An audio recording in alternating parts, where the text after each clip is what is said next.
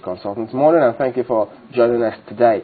Well, yes, after all was said and done, he's visited the place, but of course, not without some knocks coming in from here. And first and foremost, give us your impression about the visit.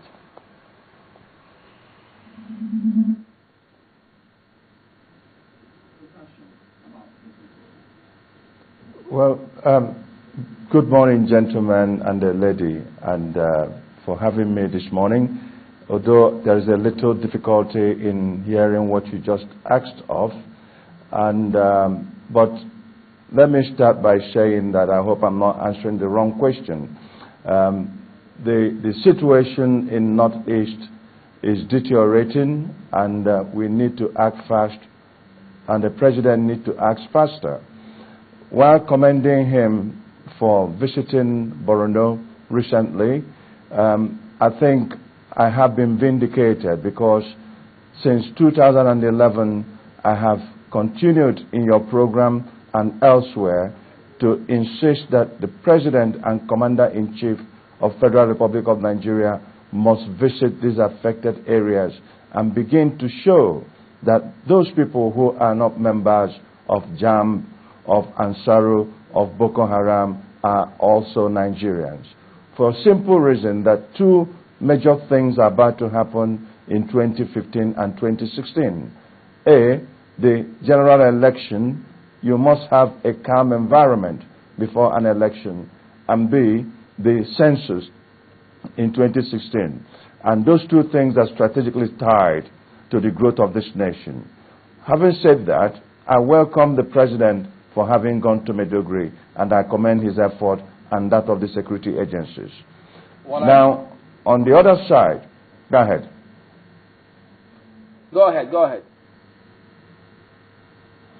On the other side, the current situation being the admittance that the hostages have been killed. It is very appalling, and it is also indicative that the various organs are being very committed to their cause, and that is the destabilization of the northeast part of Nigeria and using that as a launch pad to further destabilize the nation.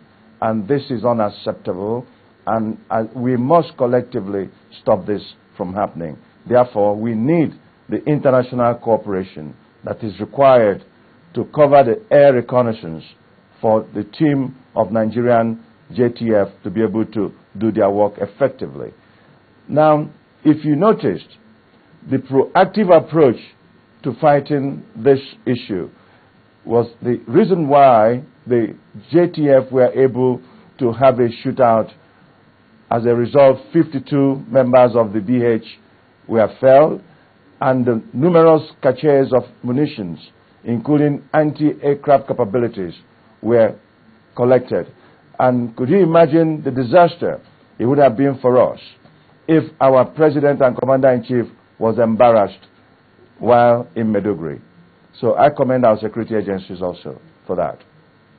Just a little digression now to the situation in Bauchi State. We understand that 7 hostages, Ansaru, the splinter group of Boko Haram, was said to have killed 7 hostages it took in Bauchi. And right now we understand that the other foreign countries have been able to confirm, or they say that they believe that these people are truly dead.